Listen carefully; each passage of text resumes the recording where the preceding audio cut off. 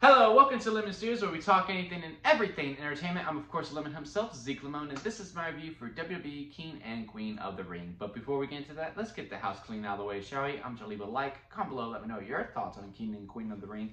And, of course, hit that subscribe button as it helps me grow into my YouTube career. I would greatly appreciate it.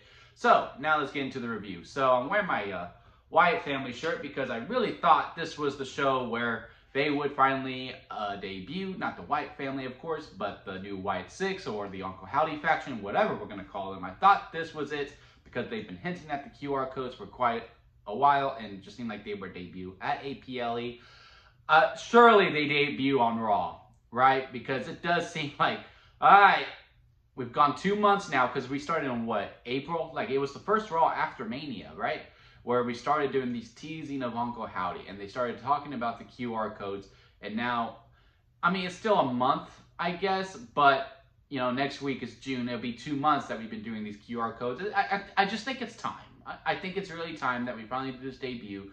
The QR codes have been really good lately. Let's get them out there. And I think Raw will probably be the best show for them to be on. Because, yeah, it is, I am losing patience, if you will, when it comes to that faction. But hey, you know, we'll put this in the wash and we'll wear it again for Monday Night Raw, right? But now, as for the show overall as a whole, we kicked off with the pre-show. Bianca Belair and Jade Cargill defending their titles against Candice LeRae and Indy Hartwell. I don't know what I was truly expecting from this match because obviously Jade and Bianca are going to win. It was just a matter of a build to a finish, if you will, I guess. Because not at one point during that whole entire match did I think, yeah, Candice and Indy have a chance. They did do good showing their tag team wrestling, especially with cutting the ring in half and focusing on Bianca within the leg and making that the story of the match. And basically, you know, just a build up until Jade got the hot tag and then, you know, they did their thing. And Jade and Bianca have a great finishing tag team maneuver. I did find it funny when they did the move. Jay was doing the kick up and Bianca said, "No, I'm legal," and pushed her out of the way because they need to get the 3. That was pretty funny. I really like that element of it. But yeah, overall, there was no way that Jade and Bianca were going to lose, especially this early on. Now let's give them an actual program. I do know they have to face Shayna Baszler or Zoe Stark. I don't know if that's going to be a Clash at the Castle or it will be on Raw or it will be on SmackDown. Let's just give these people some more story when it comes to these titles, which I do think we'll get later on. It just, you know, this was very base storyline stuff. There was something to pull from it, but again, there was just no Jeopardy. We need to get some more Jeopardy and make the matches just more hit because, again, didn't really feel anything whatsoever during this match because I knew Jade and Bianca were going to win, so it was just kind of just passing time, if you will. Then we pass on to our main show proper, and we kick off with Liv Morgan versus Becky Lynch. This did have Jeopardy because I was pretty sure Liv was going to win. Like I was like, Liv needs to win to justify the heel turn and everything that she's done. Her character deserves this, and especially with, you know, I've been critical of the storyline building of the match. I was just like, something has just felt missing. You know, it's just not fully there. And but as long as Liv wins, the program will be fine. And she did. And I think they did find that missing element with it being Dominic. We have been teasing, you know, this affair storyline and this love triangle between Liv, Dom, and Rhea. Because I do think Dom intentionally threw the chair in, knowing Becky wasn't going to use it. Liv told Dom, throw the chair in. This will make it look like that, you know, you're still with mommy, but, you know, we know Becky's not going to use the chair. I will use the chair. Just wait for my signal. I fully believe that was the case. I do not think Dominic accidentally helped Liv Morgan win the title. It was all part of the plan. They're doing very good with it, and I think now if we could keep that as a prominent figure throughout, I think this is really going to help the Liv Morgan character moving forward and probably help with this Becky feud, especially since we'll get in the rematch on Monday. They're probably just looking for a main event for the show, but it will be fine nonetheless. But I'm really happy that Liv finally got her win. And I do think, you know, this was the right thing to do. Becky wins the Battle Royal to give the title still significance. And Liv's win means a little bit more now that she has pinned Becky Lynch.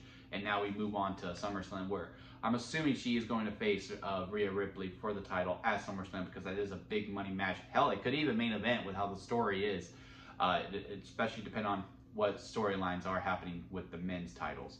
Then after the women's world title, it was the Intercontinental Championship. Again, it was a matchup that I really had no idea truly who was going to win. Like, I assumed Sammy would retain, but Chad has been getting a lot of momentum with his character. He now has the "You Suck" chant, which is very, very, very happy for him to see. Bronson Reed, again, with the whole storyline of, you know, personal versus professional. And I was just like, well, you know, they could do professional beats professional beats personal, because he's the personal beef. He's just going to focus on the win, while Chad and Sammy are going to be like fighting each other the whole entire time. A very great match. Very great match. One of the top ones of the whole entire show. I like the double suplex spot. I like the storyline elements that we added with Otis. It's going to be a build until Otis finally snaps. Maybe my dad thinks it's going to be Otis versus Gable at SummerSlam. I think Gable is actually going to finally win the belt at SummerSlam with the help of Otis. That is, if Gable doesn't win Money in the Bank. If Gable wins Money in the Bank, then yeah, you could do the Otis versus Gable storyline there. But if Gable doesn't win Money in the Bank, then I think Gable does finally win the IC title at SummerSlam, where Otis just, you know, submits and joins the dark side, and then we prolong this turn a little bit longer. But yeah, overall, really, really enjoyed the match. One of the top ones of the night for sure. It is one of the ones to watch. And Sammy retained. It keeps on going. I do not know where this is going to go from here. Maybe we do just Chad versus Sammy at Clash at the Castle. Not really sure on that. Maybe, you know, it's a Raw program and they give the U.S. title some shine, because that U.S. title needs to be defended. But yeah, overall, very, very good match. And then we move on into our Queen of the Ring finals, Lyra versus Nia. Again, it was a case of, look, now that the element is added that whoever wins is going to get a title opportunity at SummerSlam, it makes it a little bit more unpredictable, because it's like, okay, Liv won the title. There is some history between Lyra and Liv. This could justify it. And then we just continue to build up Lyra more. And then Nia, on the other side, like, yeah, you know, she could, it's Nia. Like, she could possibly win, and she has been on a hell of a run ever since coming back to WWE. Would not have minded her winning at all. A brutal, brutal ass finish. It was kind of abrupt, but like in a case of like, well, yeah, no one's kicking out of that. I mean, that finish was just brutal. Really, really enjoyed the finish of it. And Nia's Queen of the Ring. She's going to face, I'm assuming Bayley's going to hold on to the belt until SummerSlam. Maybe she drops it there to Nia, because I do think Nia has done great work as again, ever since she has come back. And again, with these tournaments, you got to make them mean something, especially if this is going to be a yearly thing now moving forward. You got to make it mean something, and one of them has to win. I'm not saying they need to bat 1,000, and both the King of the Ring winner and the Queen of the Ring winner needs to win the titles at SummerSlam, but one of them needs to just to make it be like, look, if you win this tournament, big things are on the horizon. It's not just about the opportunity.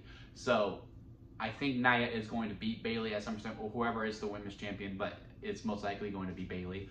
And Lyra, on the other hand, she's going to be fine. Again, it was probably a case of a little too soon to put so much on her that, you know, if she just wins and wins and wins and wins and wins, the audience could possibly turn on her like, who is this chick? She just showed up. Especially with how wrestling is nowadays, where, you know, we're all in the know on the storylines and how, you know, it's predetermined. Even my dad was like, I just can't believe they're pushing this girl so fast, even though it's so early on. Like, I just feel like, you know, we need to prolong a little bit. There's some other women in there. And maybe WWE has caught wind of that, and they, you know, they adjusted and gave the win to Nia. Because I really thought they were going to do a face and a heel winner. I had no idea they would do heel and heel, which brings us to our King of the Ring finals with Gunther and Randy Orton. I really did think with Nia winning, this solidified Orton was going to win. But then I also thought, I was like, well, would they do 2 SmackDown people as the winners? Surely they would do 1 SmackDown and 1 Raw winner. So again, a little bit of unpredictability there, because the World Heavyweight title seems pretty bloated. We have Drew and we have Punk. Assuming Drew wins at Clash of the Castle, which did become confirmed on this night, that maybe that's the World Heavyweight title picture. Or maybe Damian does win, and, you know, with the breakup of the Judgment Day, maybe you do Damian versus Finn at SummerSlam for the World Heavyweight title. It makes complete, perfect sense. So why shoehorn Gunther in there? Well, not shoehorn. He would have earned it, but you all thought he would win King of the Ring. But, you know, how would that mesh well? What would be the program? Orton, on the other hand, is pretty clear. He faces Cody. So a lot of it's like, okay, with this new stipulation, maybe Orton wins. Again, that unpredictability that just made you sit down and watch. And to me, this was probably my favorite match of the night. I like the slow build of it, how they were kind of filling each other out. It was just two, you know, big men just fighting, real graps all the way through. And I like the finish of it. Obviously, they executed it with Orton's shoulder being way up because the reverse crucifix, especially with Gunther having such solidified wins throughout, where it was submission all the way through and it was different types of submissions, I really thought we had a chance that Orton would tap out. But with Gunther just being better by 3 seconds with the reverse crucifix pin, I thought that was a great element to protect both Orton and Gunther. I think Orton losing cleanly wouldn't have hurt Orton that much, but it still keeps Orton very strong. Like, damn, I had him, and if my back and leg wasn't hurt, because again, he hits the RKO, but he wasn't able to put the full leverage on it because he had to have the leg up. If that doesn't happen, maybe he does get the win. But man, Gunther winning was the right choice to do. I am very curious to see who he does face. It does make Clash of the Castle more interesting, because I really thought Drew would for sure win the World Heavyweight title there. But now, surely it's not Drew versus Gunther for the World Heavyweight title at SummerSlam. Punk has to be almost cleared by this point with how much they're showing him post-Mania, and he's actually getting somewhat physical, you know, at Mania. So we will see. We're going to keep an eye on it. It does make it very, very interesting. I do know they addressed the controversy online, so maybe we get Orton versus Gunther round 2 at Clash at the Castle. Who knows? But I am so down to see them run it back if they do that, because it will be a hell of a match again. Because again, to me, this was probably my favorite match of the night. Then the main event, Logan Paul versus Cody Rhodes. This was another match like the kickoff show where there really wasn't much jeopardy. Because I was like, well, there's no way Logan wins. There's absolutely no way he does.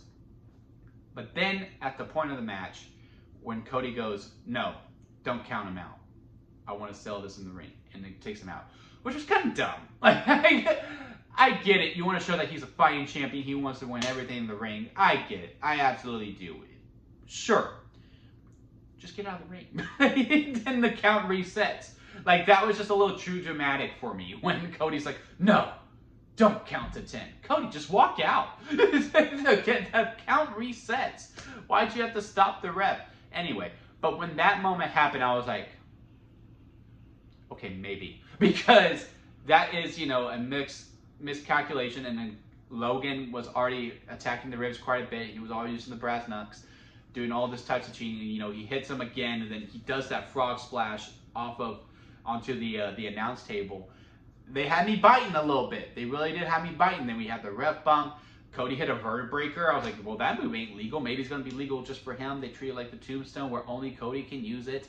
And again, they had me biting. Ever since that moment, I was like, okay, maybe. Because it was like having something nothing seen before, and it just added that 1%. And then they overthought the finish to me a little bit, because it was like, well, Logan's a champion. We can't make him, you know, he can't just lose cleanly, because then that devalues the United States title. So yeah, we'll have our guest, I do not remember his name, come out to help Logan after he realizes, nope, there's too many wrong things, and to give Cody the W. It was a little overthought to me. Didn't like the finish, which is why this is not my favorite match tonight, because before then, Logan and Cody have great chemistry. It was a very good throwdown. I was like, damn, I'm loving Cody in main events. It was just that finish where I was just like, kind of overthought it a little bit. I think Cody could have just won, but I do understand the thought process of, well, we can't have Logan just lose, because then it devalues the U.S. title. I get it.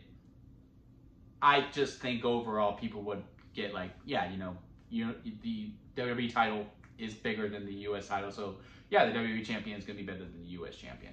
But hey, overall, I really did enjoy the show. I thought it was very, very good. I had a lot of fun with it. Let me know what y'all thought about it in the comment section. Are y'all like me? Do y'all think they overthought the finish of the main event quite a bit? We all like me where, you know, there was some jeopardy in most of the matches. What are you looking forward to on this road now that we are on the road to Clash at the Castle? Are you looking forward to Drew versus Damian? I sure am. I do think that needs to go last. I do not know what they do with Cody. Maybe Cody gets this PLE off. Who knows? I highly doubt Cody will allow that, or WWE will, because he is such a big draw. But Damian and Drew should main event Clash at the Castle. Cody can open the show, if anything. But yeah, let me know what y'all think about it. What kind of matches do you think we're going to get moving forward now that we are heading towards Clash at the Castle? Until next time, guys, I'll see you here at Lemon Studios.